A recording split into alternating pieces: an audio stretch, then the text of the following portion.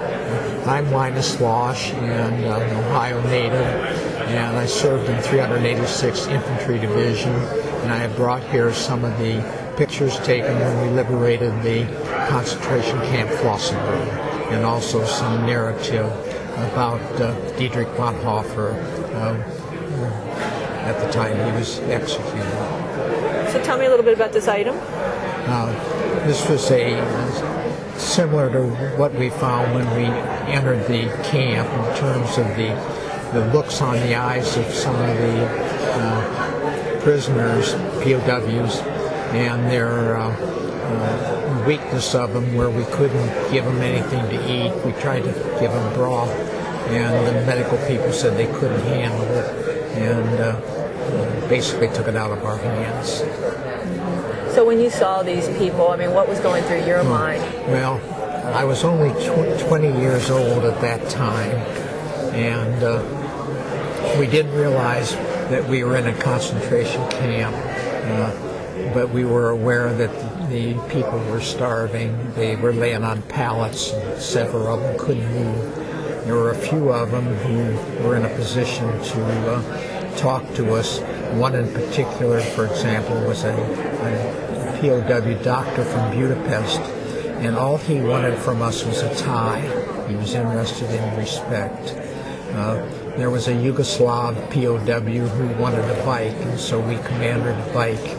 And at that time, we were we laughed at him walking up over the hill heading for Yugoslavia with his bike. But in retrospect, I think he wanted to get home with the bike, and he was walking to bring it home rather than to ride it home. One of the other things was quite interesting. Most of the cooks were Polish women, and all they wanted to know is, could they go back with us to Hamtramck, Michigan, where the Polish community was centered. We only were there about a day and a half, and then we moved on into the Czech border as infantry soldiers. So tell me which concentration camp you went into? Flossenburg. It was a camp run by SS. It wasn't the large number of deaths like Dachau or Auschwitz, but it was one where the military leaders were taken and executed, including Dietrich Bonhoeffer, the well-known religious leader. Okay, what else do you have today? Well, I had this. Okay, let's see your photo.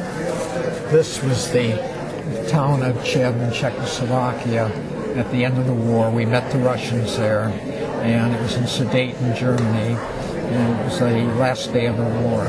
And one of the interesting things was that the Czechoslovakian people were still being attacked, and they would come on the radio asking for American help to stop the bombing of unidentified planes bombing the major cities yet on the last day of the war.